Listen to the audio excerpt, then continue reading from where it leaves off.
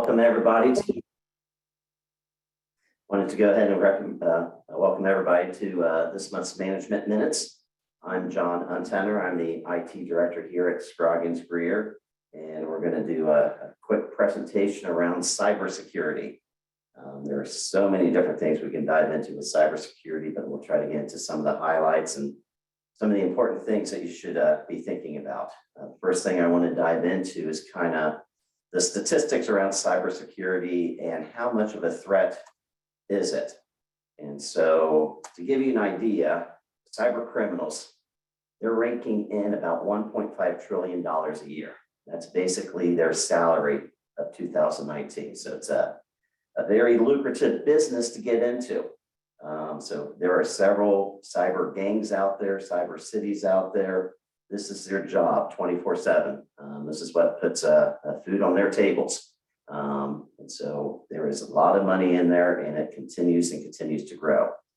Not just the money they make, it actually costs the industry anywhere between $6 to $8 trillion a year due to several different costs, loss associated with that. They just arrested this month a group in Ukraine. Ukraine actually has, even though they've got the war going on, they've got several cyber criminals in that country. And it was a gang that I think took down the hospital system recently, a few months ago, where they had to divert patients. I think a patient died in the ambulance because they had to divert it, just the impact associated with that. The average ransomware is around $250,000 now. The median's about $40,000, but the average $250,000, and that's what they're now asking for that ransom. It's increasing by 38%. It is continuing to grow tremendously. So that number is going to get continuously higher and higher and higher. 4,000 breaches that were disclosed last year. And those are the only ones that are disclosed. But over 4,000 breaches happened last year that we publicly know about. And 45% of US companies have experienced some type of data breach. So it is out there, it is large, and it's going to continue to grow.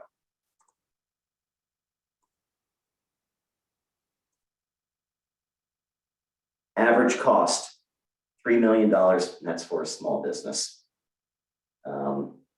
And there's lots of cost associated in that $3 million. It's the consulting costs to work with your insurance companies, your tech companies, communication costs, and the cost for credit monitoring that you have to do for your customers and different things associated with that. Insurance premium costs then increases dramatically for you. And that is another big cost people don't think about. The ransom payment, of course, which is actually a smaller piece of that. Borrowing costs. The insurance may not kick in right away. And for you to take care of some of this type of stuff, you are securing loans and different things associated with that in order to handle and address the breach. The loss of revenue being another big piece of it. Penalties you may have to pay for different things. And of course, then the reputation or the cost of customers are also associated with that. From a healthcare perspective, basically the average cost, to give you an idea, $250 per healthcare record. So if you go ahead and look at how many number of records you have in your practice, multiply that by $250, that's going to be probably your cost if there is a cyber incident. Another interesting thing, average days to identify a breach is 243 days. We'll dive into a little bit of how cyber attacks happen and why it's 243 days before anybody knows what's going on. But that is the average days of before somebody sees that something actually happened. And the average days to actually do all the cleanup, contain it, protect it, secure it is 84 days, 3 months of cleanup in order to get everything back to normal.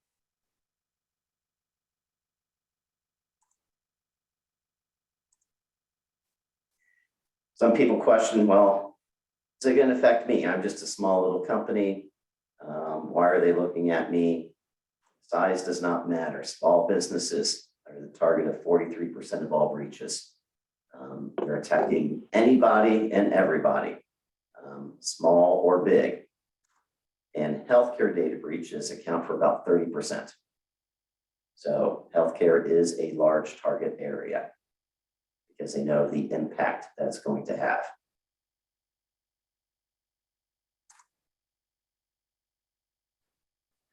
How do they attack? Back in the day, with ransomware, or not ransom, with just viruses and that type of stuff, it was just malicious. It would just happen and boom, you're done.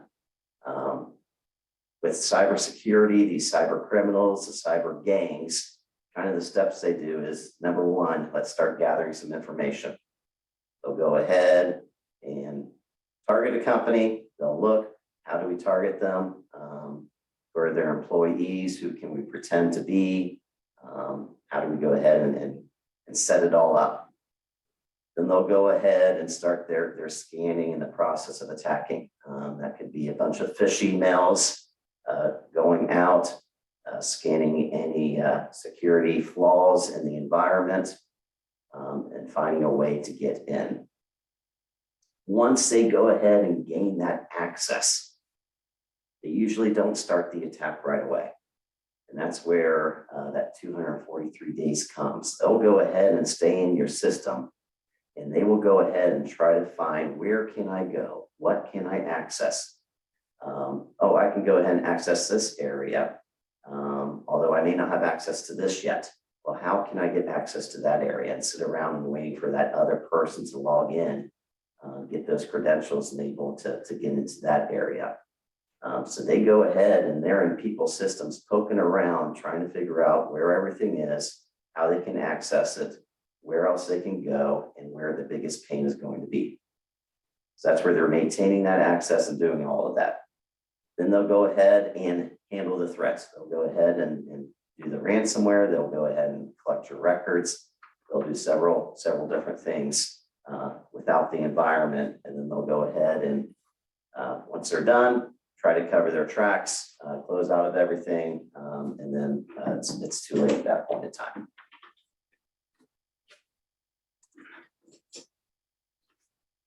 Some of the statistics around these type of attacks,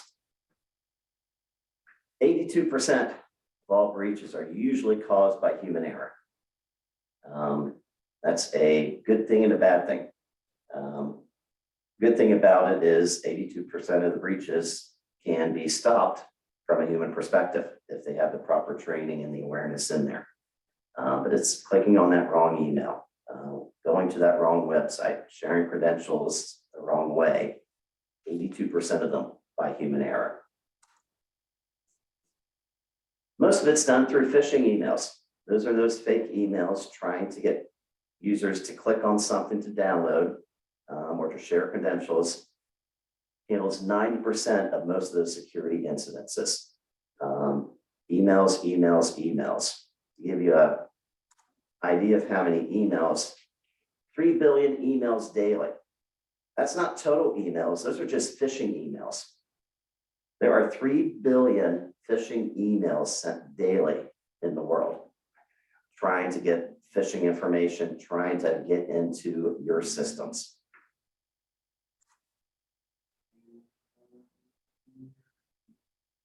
The other thing that cyber criminals are doing, they'll go ahead and do the phishing email. They'll go ahead and install the software. But how they do this is some of the phishing stuff, they'll use regular services.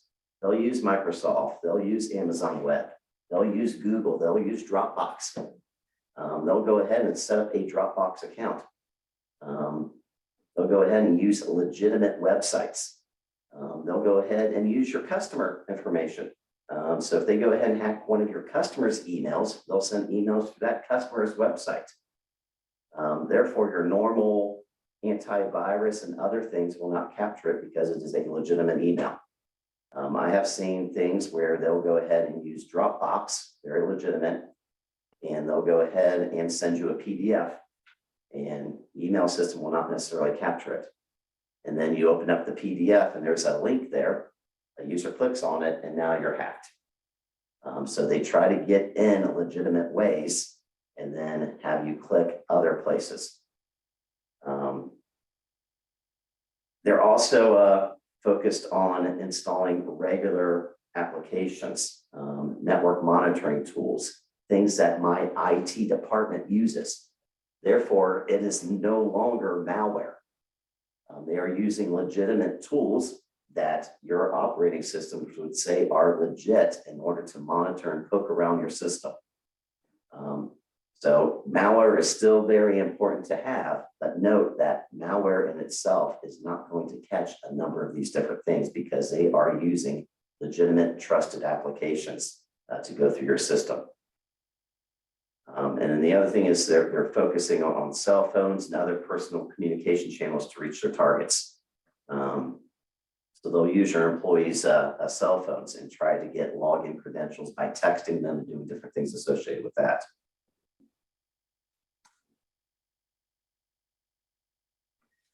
So the question is, how do I protect? And I try to change that now. It's no longer how do I protect, it's how do I plan? People no longer talk about how do I stop it. It's what do I do when it actually happens? Because as you said, 45% of companies you can see are being attacked. How do I plan accordingly? Protection is still a very part of that plan, but if all you're worried about is protection, you're missing a huge part of how you can plan for the future. Step one, know where your data is. Identify it, categorize it. When a hack does happen, do you know what was accessed? Do you know what was sitting there? Do you know where all your information is? Do you know what critical value that information is? So step number one is identifying where all your data is located. Do you have stuff out in Office 365? Where's your billing information? Is that hosted? Is that internal? Your network drives, where are your users storing information? Do you have people that are using their own Dropbox and putting information out there? Identify where that information is, figure out the risk associated with it, and figure out how it's currently being protected. Have a written policy. It should include what's the responsibility of the employees, what are the security you have in place, what are your data sharing policies, how should you be sharing stuff? If you allow users to work from home, what's the remote policy? And more importantly, what's your recovery plan? When something does happen, what are those steps and what you need to do in order to recover? We'll be sending this presentation out. There's a great little information policy out here by Health IT Gov. It's very detailed oriented, but it will at least get you started in some of the areas that you need to think about. I'll go ahead and just open this real quick to give you an idea.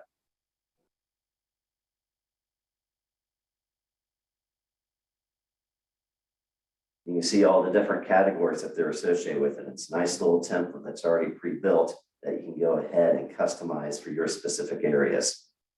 Employee requirements, their internet access, how do you transfer sensitive information, use of WinZip and other encrypted type stuff. So it's a very well-written policy that you can go ahead and modify for yourself. That's already built for healthcare industries.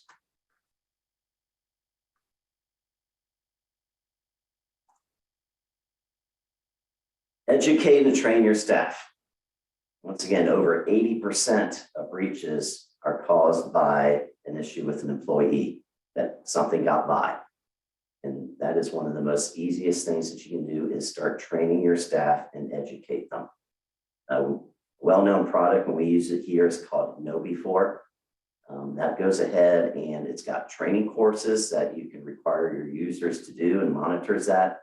And it will also send test emails out to your employees to see if they click on stuff and how they're clicking on it, which is not to penalize the employee, but provides that additional training of where are those threats, where are your risks, and where do you need to train your employees more on how to protect themselves. Basic cost, depending on the level of the plan, $20 or $30 a month per employee. There's several different products out there. KnowBe4 is a big one. There are others very similar to that. Then reviewing this annually. Knowing where your data is. If you have more data places out there the next year. Reviewing your policy.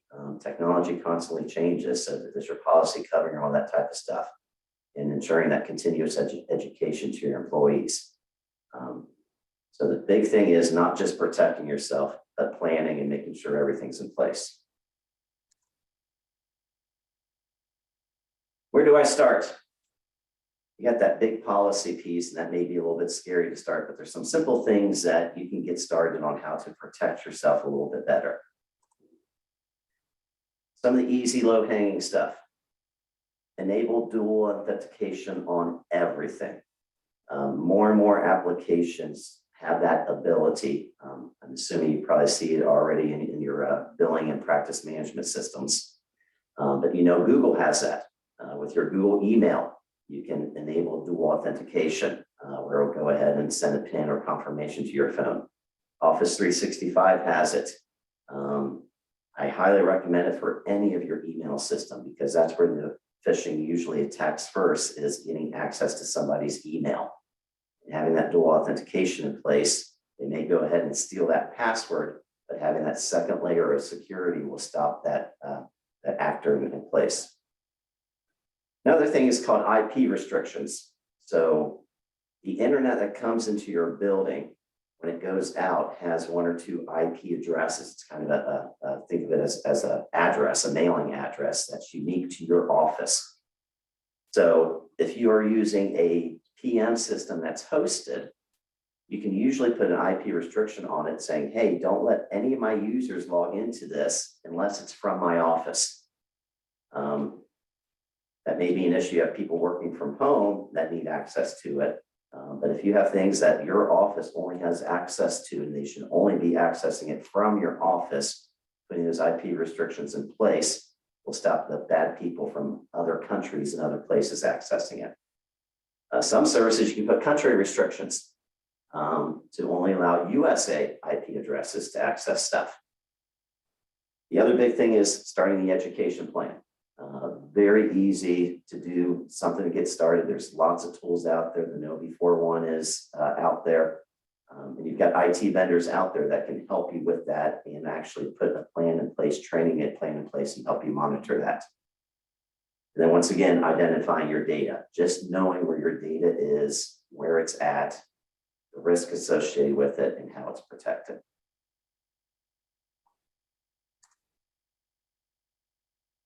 Then what?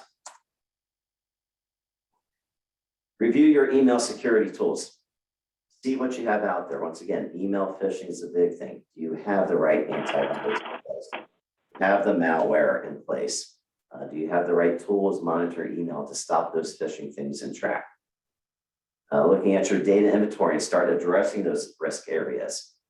Right? So you've identified your data. You know how it's currently protected. Are there ways to protect it better?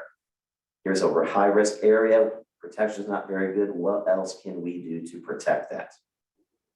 Developing your security policy, really refining it, and training your employees on what they need to do and what their responsibilities are. Developing a recovery plan. Start simple. How many of you guys know who are we going to call right away when this happens? Who do we need to contact? What does that call tree look like? Reviewing your cyber insurance plans. Cyber insurance is getting much, much more difficult to get. They are requiring a lot more that the company has to do before you even get cyber insurance, having that dual authentication in place. Then the other thing is you really have to look at your cyber insurance plan, because it may not cover everything. It may only cover pieces of it. Remember, the average cost for a business is $3 million. And that cost is spread out on multiple things. Like I said, getting a loan to help pay off stuff, costs associated with that. The communication to your customers, to your patients, a lot of different costs associated with it. Your cyber insurance plan may not cover it all. The other thing that's coming around, and right now I think it's still priced a little bit high for small businesses, but it continues to come down, are what they call these NOC services, a network operations center. It's a 24/7 where they go ahead and monitor your traffic, they monitor your network, and they identify things that are odd. Oh, Susie here, she usually goes to these systems, but all of a sudden this day she's going to that system. Oh, that may not be Susie. Let me go ahead and do an alert and see what's going on. So that's what basically the operations center does, is kind of look at your daily activity and tries to find things that are out of whack to see if somebody's in your system. If all the computers are talking to how they normally talk, is there something going on and they need to dive into it further. That was a quick presentation on the cybersecurity, the threats, some of the simple stuff you can do to get started. I'm happy to answer any questions that anybody may have. Is everybody unmuted? Everyone's unmuted. You can just shout out if you have a question.